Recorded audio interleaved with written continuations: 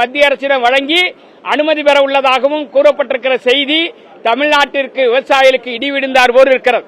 அப்படி மேகதாட்டு அணை கட்டுவதற்கு மத்திய அரசு அனுமதிக்குமேயானால் சென்னை உட்பட 11 மாநகராட்சிகளை உள்ளடக்கிய 32 மாவட்டங்களில் வாழக்கூடிய 5 கோடி மக்களுடைய குடிநீர் ஆதாரம் பறிபோகும். ஒட்டுமொத்தமாக 25 லட்சம் ஏக்கர் பாலைவனமாக மாறும். விவசாயிகள், விவசாய தொழிலாளர்கள் அகதிகளாக வெளியேற வேண்டிய பேராபத்து ஏற்படும். எனவே அவசரகால நடவடிக்கைக்கு நேற்றைய தினம் முதலமைச்சர் உத்தரவிட்டிருக்கிறார். உடனடியாக உச்சநீதிமன்றத்தில் காவிரி குறித்தான வழக்கறிஞர்கள் குழுவை வலிமையாக்கப்பட வேண்டும்.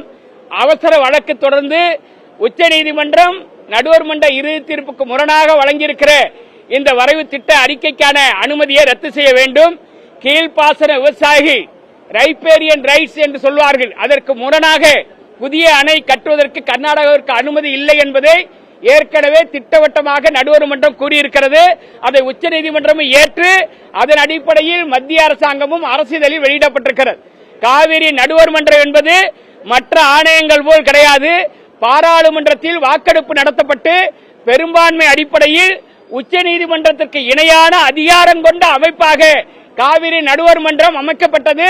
நடுவர் மன்ற இறுதி தீர்ப்பு 2007 வெளியிடப்பட்டு மீண்டும் கர்நாடகமும் தமிழ்நாடும் உச்சநீதிமன்றத்தில் மேல்முறையீடு செய்த போது நடுவர் மன்றம் என்பது உச்சநீதிமன்றத்திற்கு இணையான அமைப்பு, எந்த வகையிலும் நாங்கள் நடுவர் மன்றத்தை மேலாண்மை செய்ய முடியாது, ஆகவே நடுவர் மன்றத்தில் தான் நீங்கள் மறுசீராய்வு மனு போடப்பட வேண்டும் என்று 2008 உச்சநீதிமன்றம் தெளிவுபடுத்தியிருக்கிறது.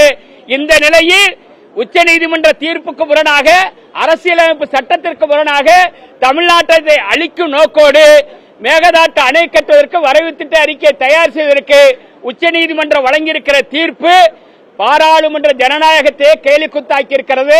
அரசியலமைப்பு சட்டத்தின் மீது மிகப்பெரிய சந்தேகம் எழுந்திருக்கிறது. எனவே இது குறித்து தமிழ்நாடு முதலமைச்சர் விரைந்து உரிய சட்ட வல்லுநர்களை நியமித்து அவசரகால வழக்காக நீதிமன்றத்தில் போட்டு மேகதாட்டு அணை கட்டுவதற்கு தடையாணை பெற வேண்டும் என்பதை உங்களின் வாயிலாக முதலமைச்சருக்கு தெரிவித்துக் கொள்ள விரும்புகிறேன். முதலமைச்சரை சென்ற வாரம் சந்தித்து இதுக்கான விளக்கங்கள் கொடுத்து கடிதமும் கொடுத்திருக்கிறோம்.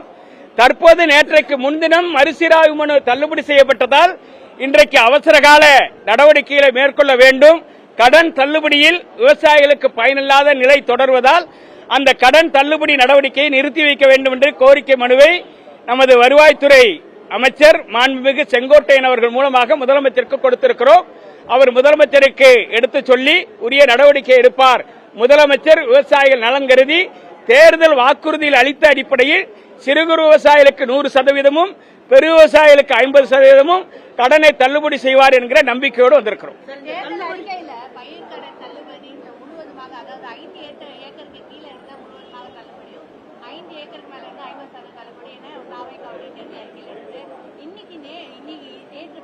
விவசாயிகளுக்கு அந்த அறிக்கைன்னு பாத்தீங்கன்னா குறுகிய விவசாயிகள், சிறு விவசாயிகள் பிரிச்சு அதுலயும் பாத்தீங்கன்னா 50% எப்படி பாக்குறீங்க விவசாயிகளா? குறு விவசாயிகளுக்கு 50,000 வரையிலும் கடன் தள்ளுபடி என்றும்,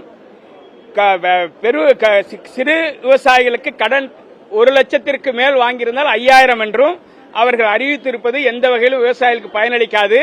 இது மகளிர் குழுக்களுக்கு மட்டுமே தான் இந்த கடன் அறிவிப்பு பயனளிக்கும். உணவை உற்பத்தி செய்யக்கூடிய விவசாயிகள் கடனை திரும்ப செலுத்த முடியாமல் தற்கொலைக்கு தள்ளப்பட்டிருக்கிறார்கள். எனவே அருள் கூர்ந்து அதை மறுபரிசீலனை செய்ய வேண்டும் என்று முதலமைச்சருக்கு முறையிட்டிருக்கிறோம். ஆகவே முதலமைச்சர் விரைந்து நடவடிக்கை எடுப்பார் என்று எதிர்பார்க்கிறோம். அரசு நிதி நெருக்கடியில் இருப்பதாகவும் 3 தவணைகளாக கடந்த காலங்களில் கூட்டுறவு வங்கிகளில் தள்ளுபடி செய்யக்கூடிய தொகையை 3 தவணையாக 3 வருஷத்திற்கு கூட்டுறவு வங்கிகளுக்கு செலுத்த வேண்டும். தற்போது ரிசர்வ் வங்கி வழிகாட்டுதல்படி ஒரே தவணையாக 6 மாதத்திற்குள் செலுத்த வேண்டும் என்று ரிசர்வ் வங்கி வழிகாட்டுவதற்காக சொல்லுகிறார்கள். ரிசர்வ் வங்கி வழிகாட்டுதல் தமிழக அரசு தனது மாநில நிதியில் இருந்து செலவு செய்வதற்கு எந்த வகையிலும் கட்டுப்படுத்தாது. எனவே அதிகாரிகள் உரிய முறையில் முதலமைச்சருக்கு எடுத்துரைத்து தேர்தல் வாக்குறுதியில் கொடுத்த அடிப்படையில் சிறு குறு விவசாயிகளுக்கு 100%, பெரு விவசாயிகளுக்கு 50% கடனை தள்ளுபடி செய்வதற்கு முதலமைச்சர் மறுபரிசீலனை செய்ய வேண்டும். அதுவரையிலும் இந்த கடன் அறிவிப்பை, ரத்து அறிவிப்பை நிறுத்தி வைக்க வேண்டும். கடன் வசூல் நடவடிக்கையை நிறுத்த வேண்டும் என்று வலியுறுத்தி கடிதம் கொடுத்திருக்கிறோம். மாண்புமிகு வருவாய்த்துறை அமைச்சர் அதை முதலமைச்சர் கவனத்தில் கொண்டு செல்வதாக உறுதியளித்திருக்கிறார். ஆகவே விரைந்து முதலமைச்சர் நல்ல முடிவை அறிவிப்பார் என்று எதிர்பார்க்கிறோம்.